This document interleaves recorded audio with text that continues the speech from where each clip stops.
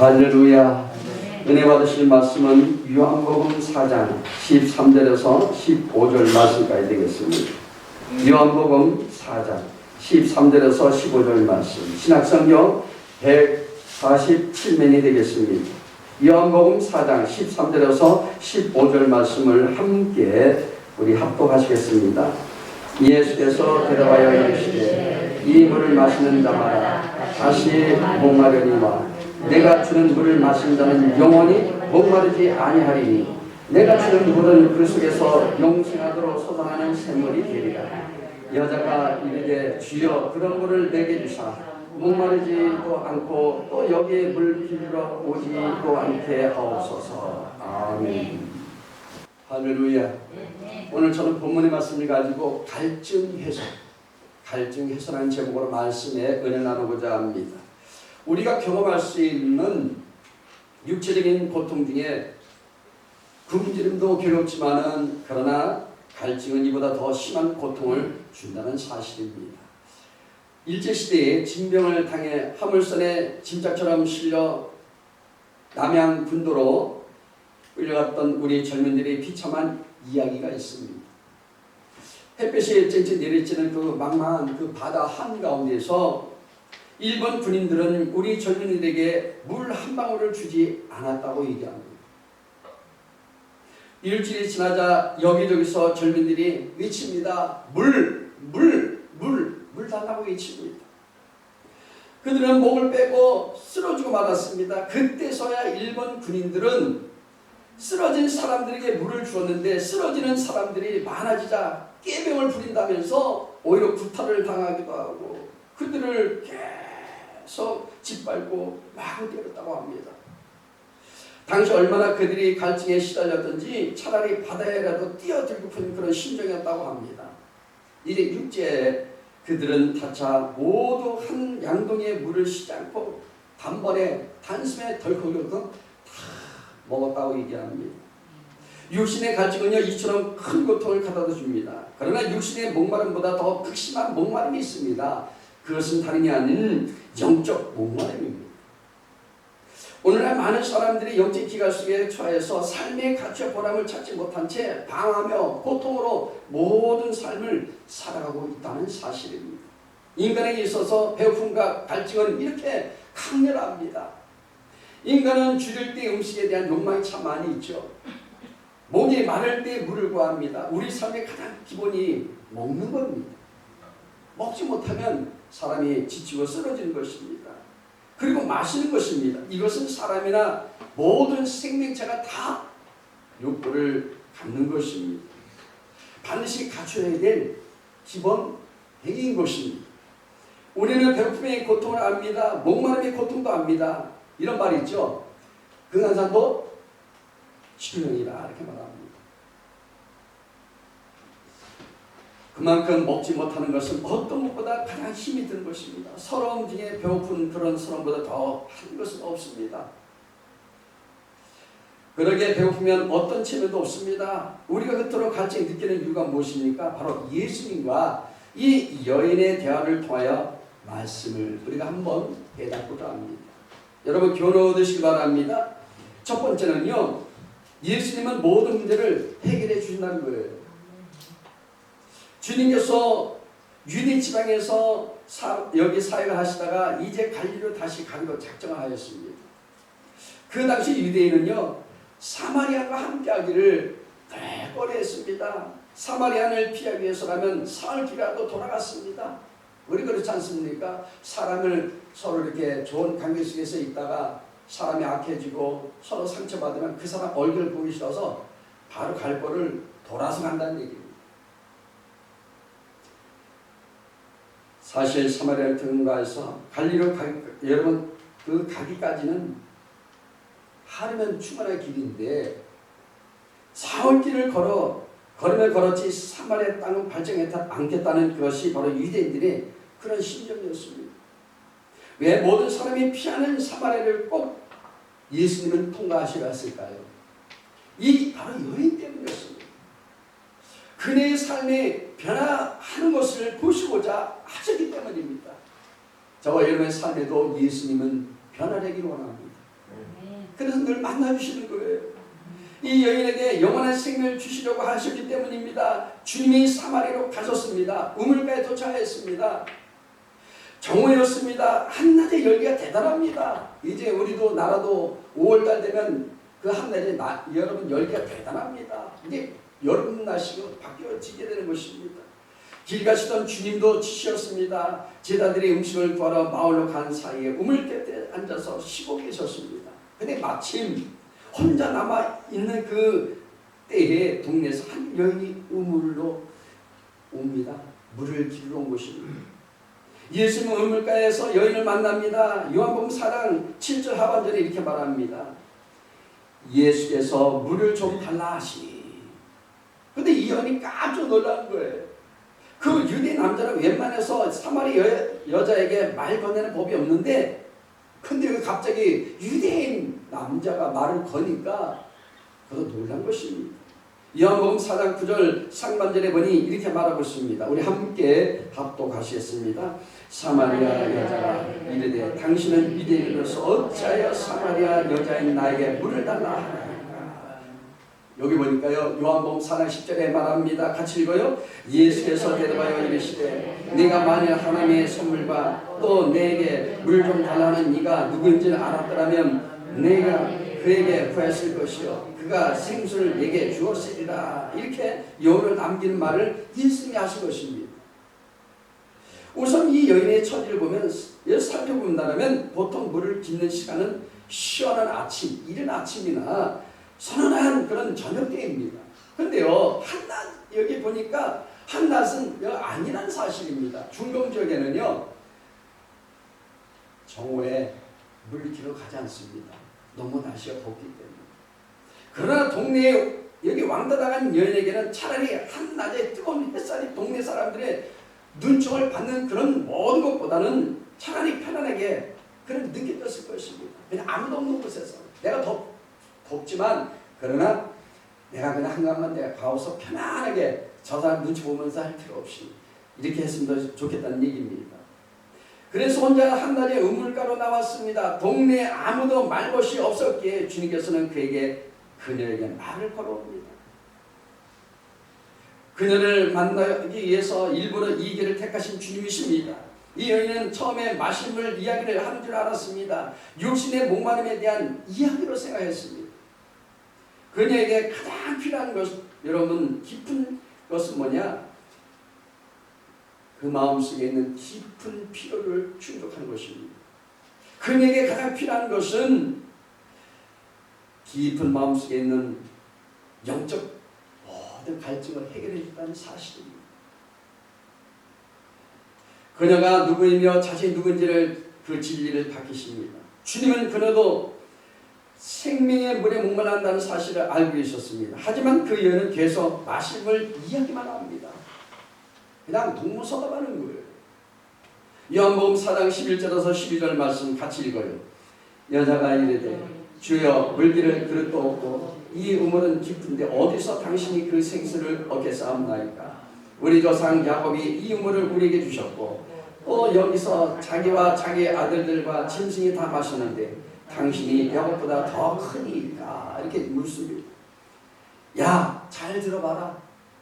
내가 깃는 물은 마셔도 다시 갈증나지만 내가 주는 물은 한 번 마시면 갈증 안 나. 다시는 나지 않는 거야. 안에서 솟아나 영원히 목마르지 아니할 것이라고 예수님께서 그에게 아주 영적 말씀하십니다. 그렇게 말했는데도 여자는요 아직도 마실 물에만 집착하고 있습니다. 여러분, 이전에 와서 여러분들이 영적 갈증을 느끼시기 바랍니다. 그리고 여러분 말씀하신 것을 믿으시기 바랍니다. 아무리 말씀을 외치고 이렇게 전해도요 어떤 분들은 그냥 동무서답하는 분이 있습니다. 나는 지금 이게 문제가 아니고 이런 문제가 있습니다. 육신적인 갈증이 있습니다. 이런 분들이 있을 줄 몰라요. 그러나 영적 문제 먼저 여러분들 해결하면 여러분 삶의 반드시 환경적 문제도 응답받게 된다는 사실입니다. 그러니까 이 여인은 뭐라고 말합니까? 그러시면 그런 물이 있으면 나도 좀 주십시오. 내가 마시고 다시 물기로 오지 않도록 나를 도와주세요. 라고 그는 예수님께 말합니다. 주님이 다가오셔서 말을 걸어주실 때 그녀의 삶이 이제 변하기 시작합니다. 여러분, 저와 여러분들은 예배 드리는 가운데서도 여러분 삶의 변화가 임함을 믿으시기 바랍니다. 주님의 예배한 여기에 예배한 지적 앞에 그녀는 더 이상 숨길 수가 없었습니다. 여러분, 우리 삶의 모든 것을 다 아신 주님이십니다. 우리 환경도 아시고 여러분 어떻게 살아가는 줄 다 아신 분이십니다. 주님은 그녀의 제약된 모든 삶을 다 알고 계시기 때문입니다. 그의 과거를 훤히 꿰뚫어 보고 계셨기 때문입니다. 그 비밀을 숨겨보려고 시도해보았지만 그것은 그분 앞에 불가능한 바로 그들의 모습인 것입니다. 당시 세상은 요즘과 달리 여자의 그런 삶을 모두 부끄럽게 여겼습니다. 아무도 가까이 하려 들지 않았습니다. 사귀면 제약에 옮겨올 듯이 생각하고 멀리 항상 그들은 갔던 것입니다. 주님은 그의 부끄러운 과거를 알 뿐 아니라 반복된 실패조차 알고 계셨습니다.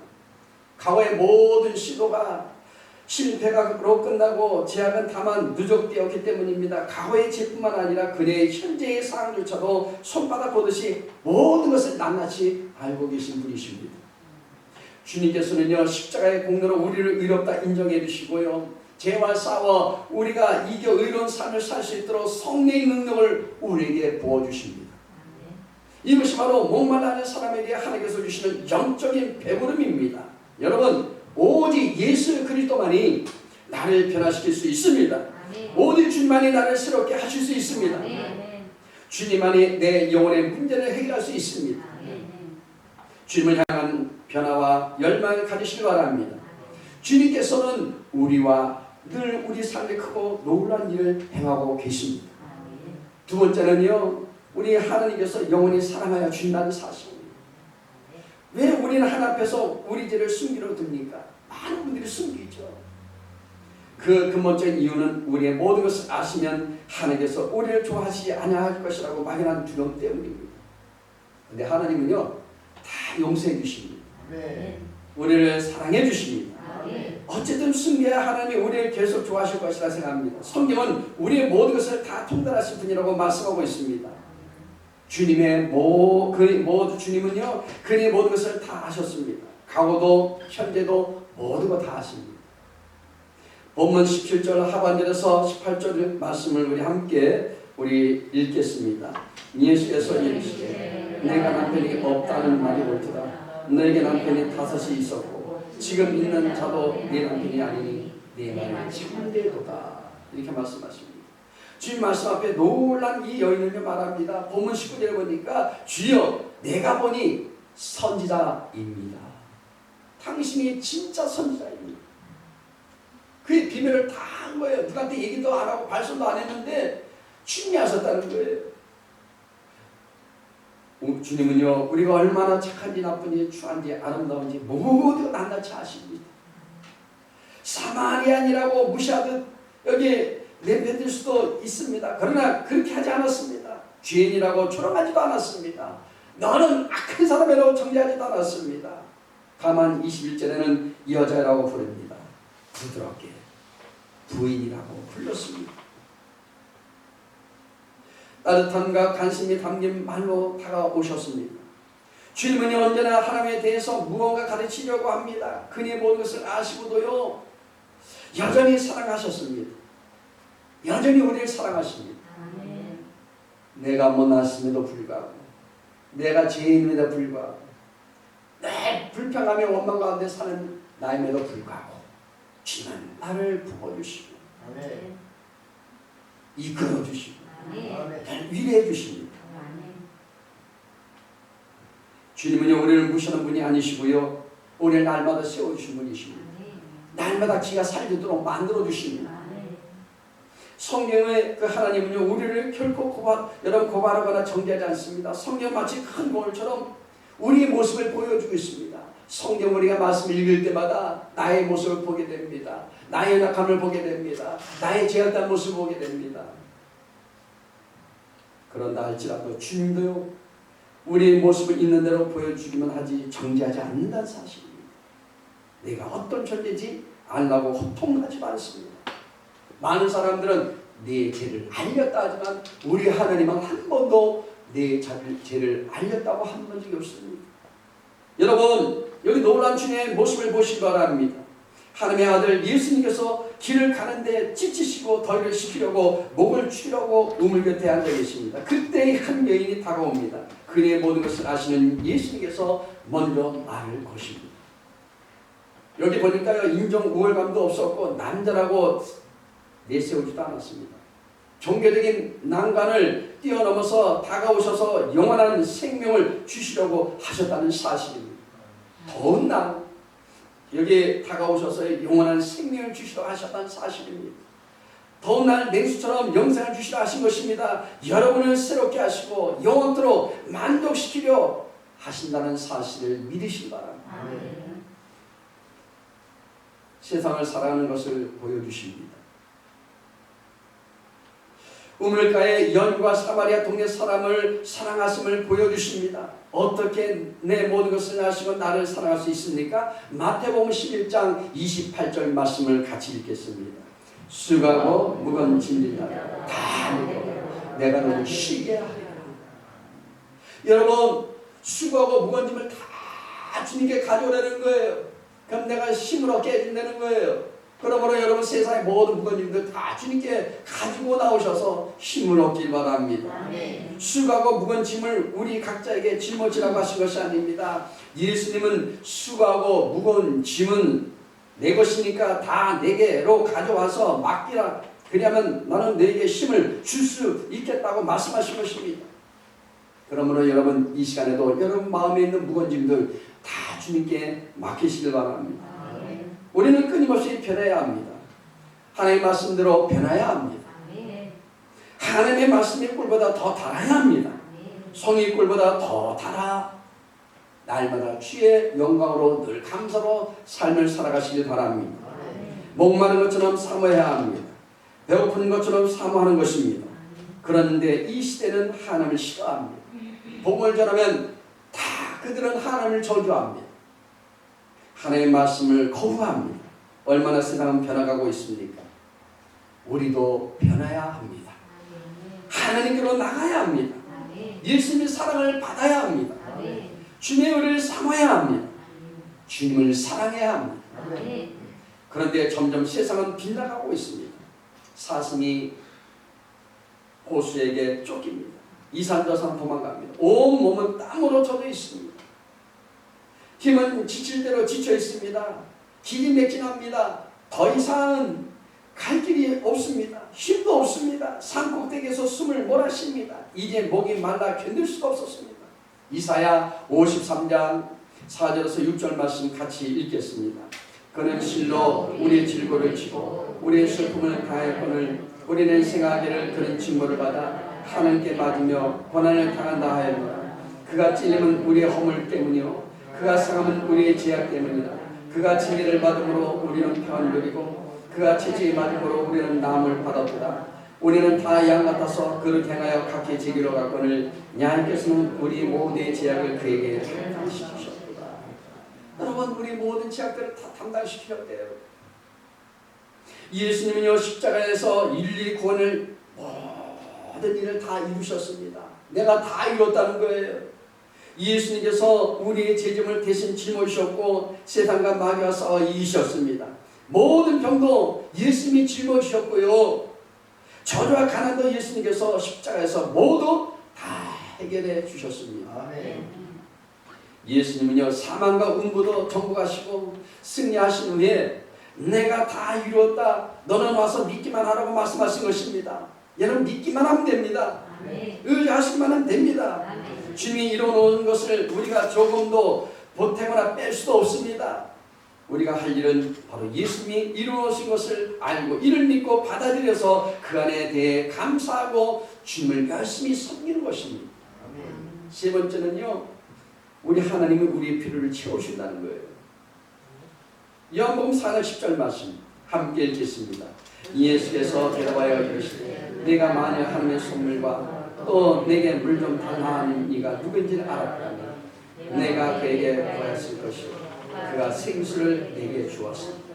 그 물은 어떤 물입니까? 요한복음 4장 14절 말씀입니다. 같이 함께 읽겠습니다.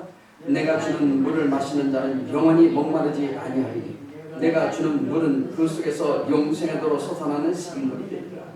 어디요? 그 속은 어디입니까? 우리 마음, 우리 믿음 안에서, 바로 우리 이 믿음 안에서 우리 하나님께서 솟아나게 만들어 주신 것입니다.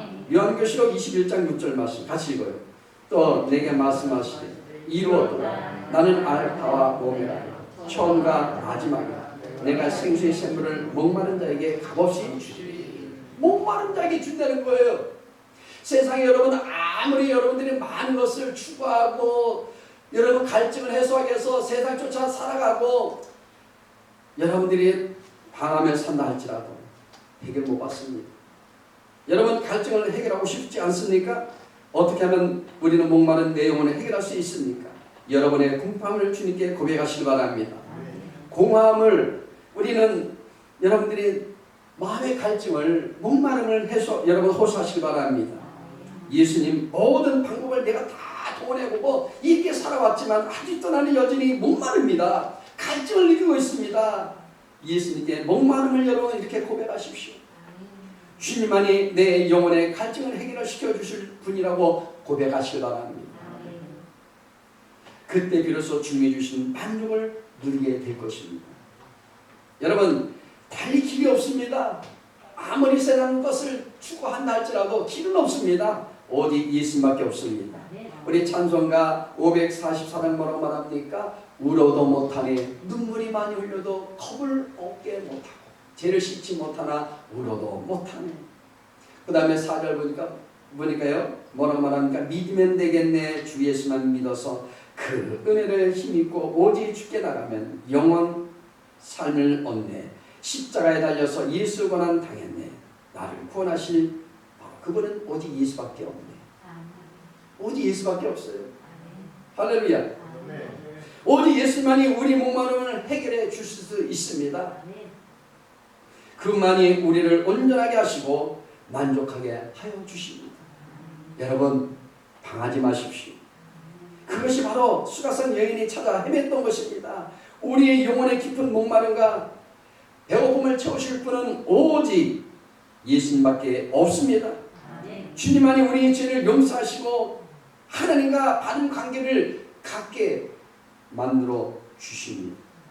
영원한 삶에 대한 갈증을 채워주십니다. 우리는 생명의 샘물을 목말라 합니다.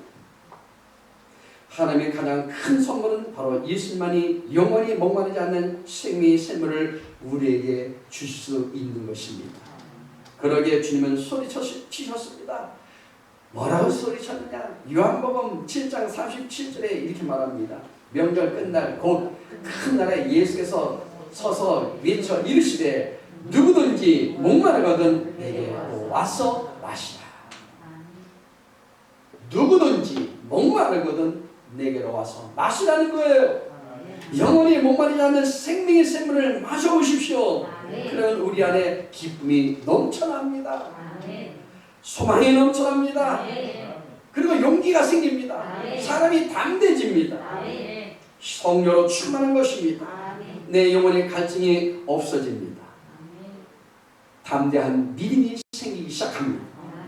강한 믿음을 갖게 됩니다. 오중복음과 삼중 축복인 내 영혼이 잘된 것이 모든 범사가 되고 강건하되 생명이 풍성이 넘쳐나는 복된 삶으로 변화될 줄로 믿으시기 바랍니다. 우리는 거룩한 하나님의 나라요 그리고 제사장입니다. 그리고 하나님 택하신 백성이요 하나님의 자녀된 자로서 능력있게 우리는 삶을 살아가는 줄로 믿습니다. 여러분, 여러분의 모든 비밀은 이미 하늘에 다 봉헌되어 있습니다. 낱낱이 다 기록되어 있습니다. 그러므로 하나님은 여전히 여러분을 사랑하고 계십니다. 죄악을 기록한 목록은 이미 다 깨끗이 지워졌습니다. 예수를 믿는 순간입니다. 할렐루야. 여러분의 부끄러움과 죄는요 동의서에서 본 것 같이 말끔히 다 지우개로 지우는 것처럼 지워졌습니다. 교회와 성도는 성령의 생수가 흘러넘쳐나야 여러분 죽은 영혼들을 살리고요 그리고 심령이 부흥되고 성장하게 되는 것입니다.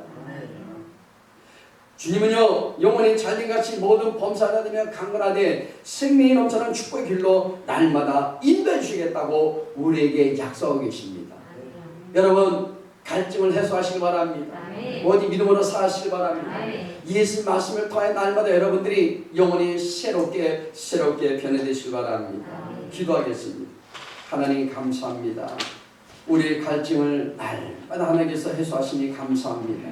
믿음으로 살기를 원합니다. 말씀으로 늘 살기를 원합니다. 성령으로 충만하게 주옵소서. 늘 기쁨으로 살아가게 주옵소서. 담대하게 살아갈 수 있도록 도와주옵소서. 나는 길이여 주의 생명을 말씀하셨사니 생명 되신 예수님께서 우리를 발걸음마다 인도하여 주옵소서. 예수 이름으로 기도드리옵나이다.